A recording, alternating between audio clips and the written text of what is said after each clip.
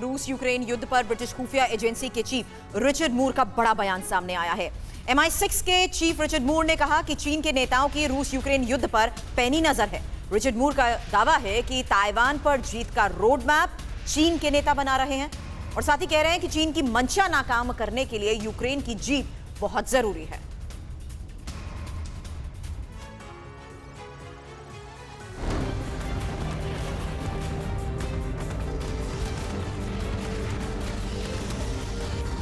Britain को लगता है कि चीन को ताइवान के खिलाफ कमजोर करने का एक ही रास्ता है कि यूक्रेन हर हाल में रूस को इस जंग में मात दे दे। चीन की मंशा ताइवान पर कब्जा करने की है। रूस यूक्रेन जंग ने चीन के हौसलों को नई उड़ान दी है और वो ताइवान पर हमला करने की प्लानिंग कर रहा है। चीन की इसी मंशा पर ब्रिटिश खुफिया एजेंसी MI6 ने चिंता जताई है। MI6 के प्रमुख रिचर्ड मूर ने कहा कि पश्चिमी देशों का एक ही मकसद होना चाहिए कि वो यूक्रेन में जंग जीते, क्योंकि चीन की नजर इस जंग पर है जिसकी आड़ में चीन अपने ताइवान मिशन को पूरा करने की फिराक में है। बस एक कॉल कर सकती है आपको कंगाल। खाली हो सकता है बैंक खाता। कैसे? देखिए मेरे साथ जागते रहो सिर्फ मनी 9 पर। अभी डाउनलोड करें। ब्रिटिश खुफिया एजेंसी के प्रमुख ने अमेरिका के कोलोराडो में CNN को दिए इंटरव्यू में कहा कि पश्चिम को ये संदेश देने की जरूरत है कि अगर चीन ने ताइवान पर हमला किया तो उसके गंभीर नतीजे होंगे। मूर ने यह भी कहा कि चीन अमेरिका की ताकत को गलत आंक रहा है और इसमें चीन गलत अनुमान भी लगा सकता है। लेकिन सबसे बड़ी बात यह है कि चीन को रोकने की जरूरत है ताकि वो ताइवान पर हमला करने का प्लान टाल सके।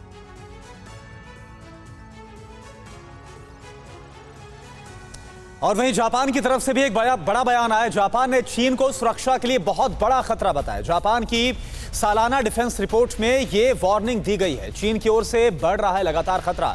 जापानी डिफेंस रिपोर्ट में इस बात का खुलासा किया गया। रिपोर्ट में जापानी रक्षा बजट तुरंत बढ़ाने का सुझाव भी दिया गया है। जापान की वार्षिक रक्षा रिपोर्ट में चीन को सबसे बड़ा खतरा बताया गया है।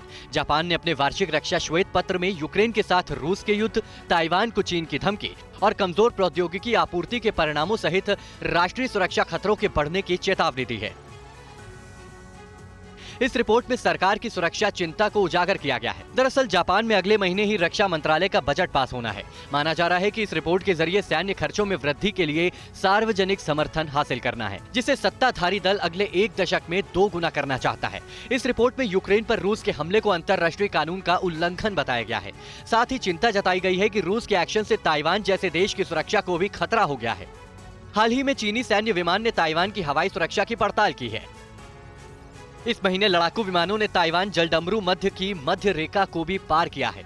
चीन और जापान अपने समुद्री इलाकों को लेकर आपस में भिड़ते रहे हैं और दोनों के बीच लंबे समय से तनातनी चल रही है। हांगकांग पोस्ट में चीन की दमनकारी नीतियों का खुलासा हुआ है। दमनकारी नीतियों के चलते देश छोड़कर भाग रहे हैं चीनी नागरिक। हांगकांग पोस्ट ने कहा दूसरे देशों में शरण ले रहे हैं चीनी नागरिक। 2020 में चीन छोड़ने वालों की संख्या 1 लाख के पार हो गई है।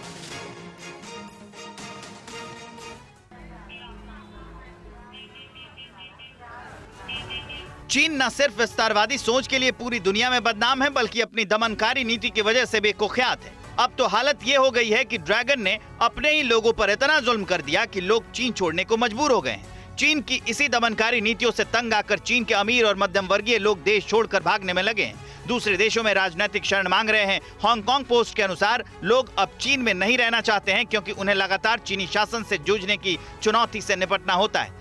चुनौतियों में अल्पसंख्यकों पर हो रहे अत्याचार, अभिव्यक्ति की स्वतंत्रता, चीन ने एकेडमिशियंस, कार्यकर्ताओं की आवाज दबाना और व्यापारियों और सेलिब्रिटीज पर होने वाले जुल्म शामिल हैं। बताया जा रहा है कि इतना जुल्म करने के साथ साथ चीन में कोरोना को लेकर जो सख्ती बरती गई है, उससे भी लोग बेरोजगार हो गए हैं। संयुक्त राष्ट्र के शरणार्थियों के हाई कमिश्नर के अनुसार साल 2012 में चीन से भागकर शरण लेने वालों की संख्या 15,362 थी। ये संख्या बढ़कर 2020 में 1,08,071 पर पहुंच गई। पिछले 3 साल में देश छोड़कर जाने के लिए दी गई एप्लीकेशंस में बढ़ोतरी हुई है। क्या आपका म्यूचुअल फंड सही है?